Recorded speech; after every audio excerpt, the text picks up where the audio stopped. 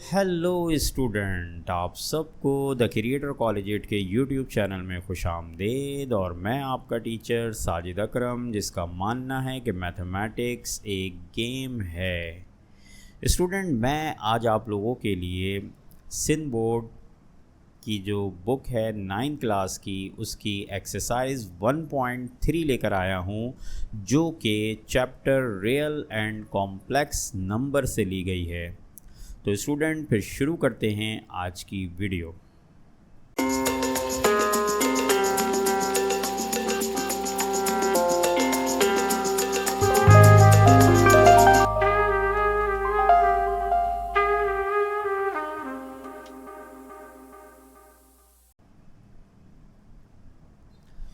Student, 1.3 के अंदर जो पहला सवाल हमें दिया हुआ है, ये सवाल इसमें हमें कहा गया है कि बेस और एक्सपोनेंट के बारे में पूछा जा रहा है कि बेस क्या है और एक्सपोनेंट क्या है, ये हमें बताना है।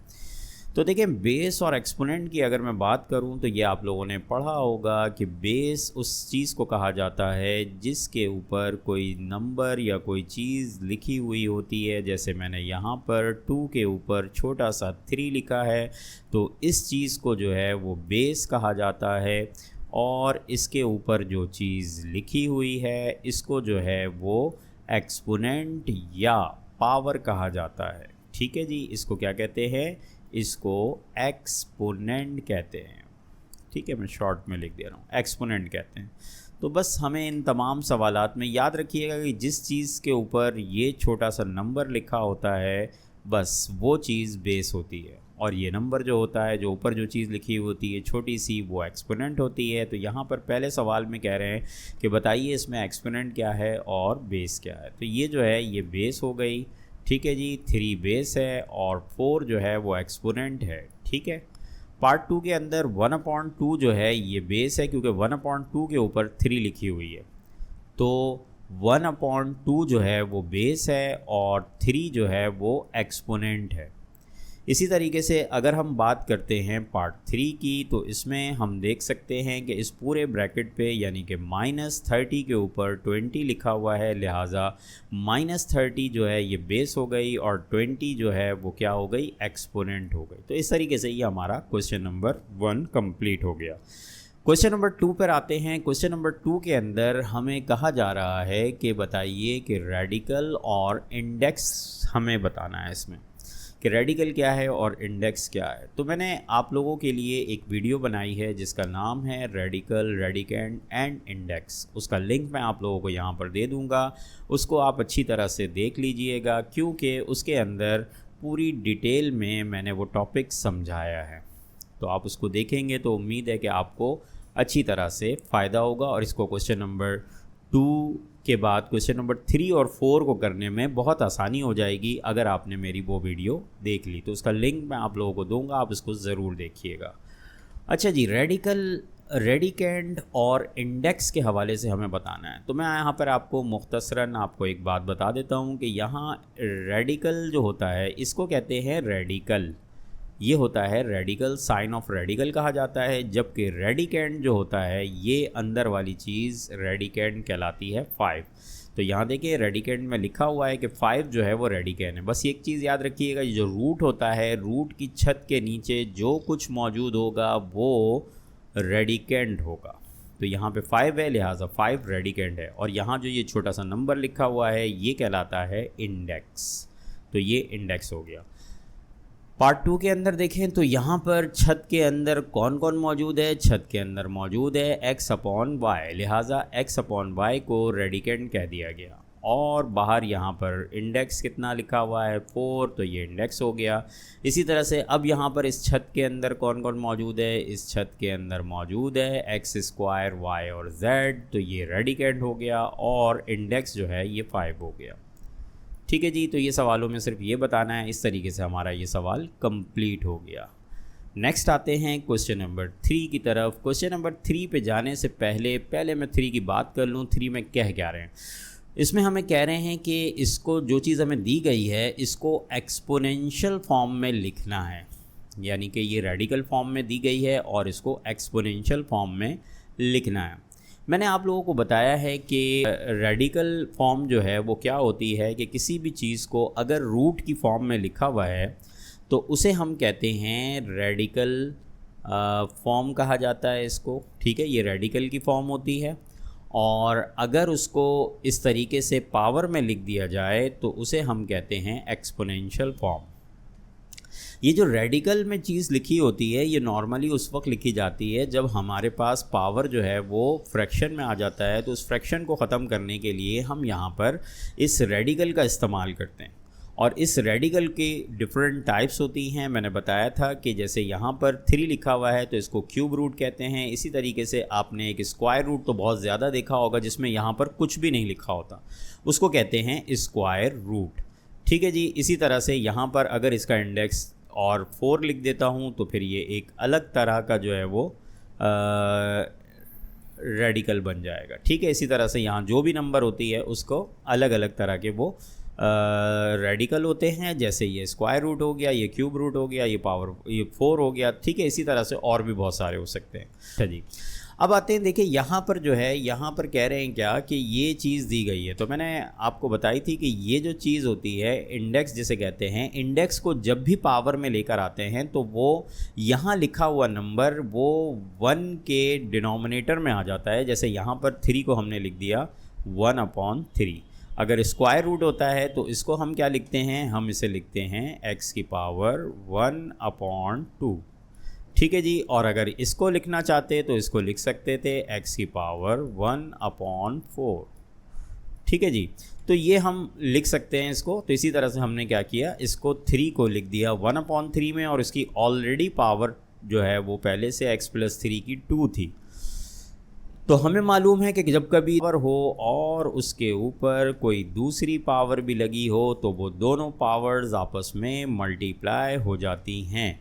यानी कि 3 को 2 से मल्टीप्लाई करेंगे तो 2 की पावर 6 बन जाएगी। यही रूल हमने यहाँ पर इस्तेमाल किया और इन दोनों को मल्टीप्लाई किया, लिहाजा ये 2 1 से मल्टीप्लाई होके 2 बन गया और 2/3 आ गई। तो ये वाली जो फॉर्म हमारे पास हासिल हुई है इसको हम कहते हैं एक्सपोनेंशियल फॉर्म। और हमें जो अब सवाल करने जा रहे हैं क्वेश्चन नंबर 3, उसमें तमाम सवालात के अंदर हमें रेडिकल की शक्ल में सवाल दिया हुआ होगा और हमें उसे एक्सपोनेंट की फॉर्म में लिखना होगा। तो चलें शुरू करते हैं फिर क्वेश्चन नंबर 3 को। तो देखिए क्वेश्चन नंबर 3 में पहला पार्ट जो है इसमें यहाँ पर स्क्वायर रूट दिया गया है, कुछ नहीं लिखा हुआ, तो इसका मतलब है स्क्वायर रूट। तो सिंपल बेस, ये जो आपके पास रेडिकेंट है, ठीक है ना, ये क्या है, ये रेडिकेंट है। इस रेडिकेंट के ऊपर जो है वो पावर 1/2 लिख दी, तो यहाँ पर ये इंडेक्स बन जाएगा। अच्छा, अब देखें यहाँ पे दोबारा से स्क्वायर रूट आ गया है। तो स्क्वायर रूट जो है इसके ऊपर आप, इसके अंदर आपको नज़र आ रहा है x/y और उसकी ऊपर पावर 5 लगी हुई है। ये वाली इसकी पावर है, ठीक है ना क्योंकि ये फ्रैक्शन में नहीं है। लेकिन जब इसको हम लिखेंगे तो यहाँ पर 5 है और इसकी पावर 1/2 है, तो 1/2 को मल्टीप्लाई किया गया 5 से, तो हमारे पास क्या आ गया, 5/2 आ गया। ठीक है, इसको मैंने डायरेक्टली सॉल्व करके लिख दिया। इतना इम्पॉर्टेंट, इतना सॉल्यूशन वाला ये सवाल है नहीं। इसमें हमें सिर्फ ये सवाल अगर हमारे पास अगर आता है तो वो ज़्यादा से ज़्यादा MCQs के अंदर आ सकता है, तो इसलिए ये 1 नंबर का सवाल होगा, ज़्यादा नंबर का नहीं होगा। इसलिए हमें सिर्फ ज़्यादा डिटेल में सॉल्यूशन की जाने की ज़रूरत नहीं है, डायरेक्ट आंसर लिखेंगे। इसी तरह से यहाँ पे क्यूब रूट आ गया है, इसमें पावर, इसमें इसका इंडेक्स 3 है, लिहाजा हमने इसको इससे मल्टीप्लाई कर दिया। इसको तो अपॉन में लिखा जाएगा, तो 3 आ गया नीचे और पावर जो थी वो आ गई ऊपर। ठीक है जी। अच्छा जी, उसके बाद आते हैं यहाँ पर भी क्यूब रूट दिया गया है और पावर इसकी XY की 7 है, तो लिहाजा ये 7/3 हो गया। यहाँ पर 9 है तो ये 1/9 हो गया। और यहाँ पर भी क्यूब रूट था, तो फिर यहाँ पे ये 2 से डिवाइड होगा 3, तो यहाँ पे हमने लिख दिया 2/3। और कैसे लिखा है पीछे से हमने उसका वो देख लिया है, ठीक है। अच्छा, अब यहाँ पर देखें, यहाँ पर भी ये 3 लिखा हुआ है, तो इसे डिनोमिनेटर में आना है और जो पावर होती है वो हमेशा ऊपर आती है। तो ये आसान से शॉर्टकट आप याद रखने के लिए रख लीजिए कि जो भी पावर होगी रूट के अंदर पावर होगी, ठीक है। मैंने अभी पावर और इंडेक्स में फ़र्क बता दिया। तो पावर जो होगी वो क्या होगी, वो न्यूमरेटर में आएगी, इंडेक्स जो होगा वो डिनोमिनेटर में आएगा। तो ये हमने लिख दिया इसको, ठीक है। इसी तरह से अगर हम यहाँ पर आ जाएं, यहाँ पर 2 रूट लगे हुए हैं, तो इन दोनों को पहले बारी बारी सॉल्व करेंगे। तो यहाँ पे देखें 4/3 के ऊपर रूट लगा हुआ है, तो ये रूट है स्क्वायर रूट, तो लिहाजा इसकी पावर, इसको हमने जब पावर में कन्वर्ट किया, यानी कि इसको इंडेक्स को जब पावर में लेकर आए तो 1/2 बन गई, और यहाँ पर जो है ये 3 है और इसको जब लेकर आए तो ये 1/3 बन गई। दोनों को मल्टीप्लाई करेंगे और मल्टीप्लाई करने के बाद 1 1 से मल्टीप्लाई होगा तो 1 आ जाएगा, 3 2 से मल्टीप्लाई होगा तो 6 आ जाएगा।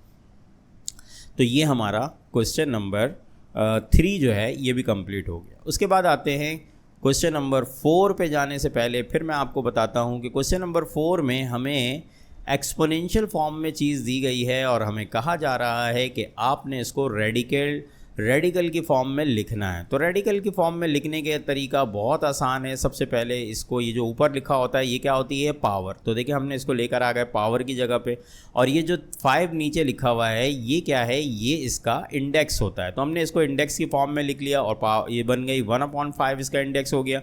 तो इस 1/5 को हम इंडेक्स की जगह पे लिखेंगे तो 5 लिखेंगे और 3 को ऐसे ही लिख दिया जाएगा। तो ये हमने क्या किया कि हमने एक्सपोनेंशियल फॉर्म को रेडिकल फॉर्म में कन्वर्ट कर दिया। बाज़ औक़ात हमें सवालों के अंदर सिंप्लीफिकेशन में इसकी ज़रूरत पड़ती है, इसलिए इसको सीखना बहुत ज़रूरी है।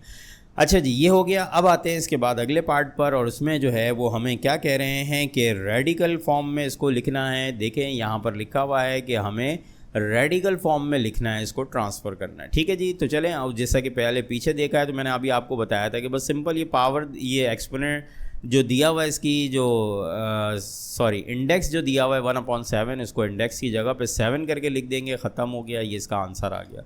इसी तरह से ए बी की पावर -2 है और उसका इंडेक्स 1/3 है, तो क्यूब रूट बना दिया हमने। और यहाँ पर जो है 5/7 की पावर 3 है और उसके ऊपर जो है वो, अब देखें यहाँ पे 2 पावर्स आ गई हैं। एक पावर तो पहले ही ऑलरेडी ये मौजूद है और दूसरी ये भी पावर है, क्योंकि न्यूमरेटर जो होता है वो पावर होता है। तो याद रखिए ये पावर से पावर मल्टीप्लाई हुई, तो ये 5 3 से 15 हो गया। ठीक है, और ये तो इंडेक्स होता है तो इसको हमने इंडेक्स की जगह पे लिख दिया। ठीक है जी। इसी तरह से ये ऊपर वाला जो है ये पावर है, लिहाजा b/a की पावर m लिख दी, और चूँकि नीचे 2 लिखा हुआ था, स्क्वायर रूट है, लिहाजा हमने यहाँ पे कुछ भी नहीं लिखा, क्योंकि 2 लिखने का रिवाज नहीं है मैथमेटिक्स के अंदर। स्क्वायर रूट के लिए 2 नहीं लिखा जाता, तो इसलिए हम भी नहीं लिखते। ठीक है जी।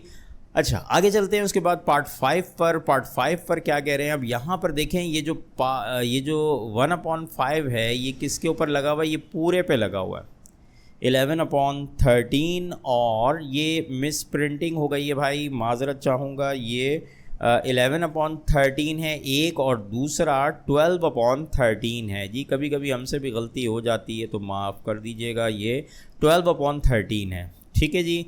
इसी तरह यहाँ पर भी 12/13 है। ठीक, तो 11/13 और 12/13 है, इसके ऊपर इंडेक्स 1/5 है। तो हमने क्या करना है, ये पूरे के ऊपर है तो बस पूरी चीज़ को उठा के रेडिकल के अंदर लिखेंगे और रेडिकल की छत के अंदर डाल देंगे इसको, और छत के बाहर क्या चीज़ लगी होगी, उसका इंडेक्स लगा होगा, और इंडेक्स कितना है 5, इसको यहाँ पर लिख दिया। और इस तरीके से ये क्वेश्चन नंबर 4 हमारा कंप्लीट हो गया और एक्सरसाइज 1.3 भी कंप्लीट हो गई। उम्मीद है आप लोगों को ये समझ में आई होगी, और आपको ये समझ में आई है या नहीं आई है कमेंट्स में ज़रूर बताइएगा, और अगर कोई प्रॉब्लम हो तो भी बताइएगा, ताकि आप लोगों की प्रॉब्लम मुझे पता चलती रहें और मैं उसका सलूशन लेकर आता रहूं। तो चलें स्टूडेंट, आज इस एक्सरसाइज के एंड के ऊपर मैं आप लोगों से, और इस वीडियो के एंड के ऊपर मैं आपसे इजाज़त चाहता हूं। अगली वीडियो में दोबारा हाजिर होते हैं एक नए टॉपिक के साथ, एक नई प्रॉब्लम के साथ। तब तक के लिए इजाज़त, अल्लाह हाफिज़।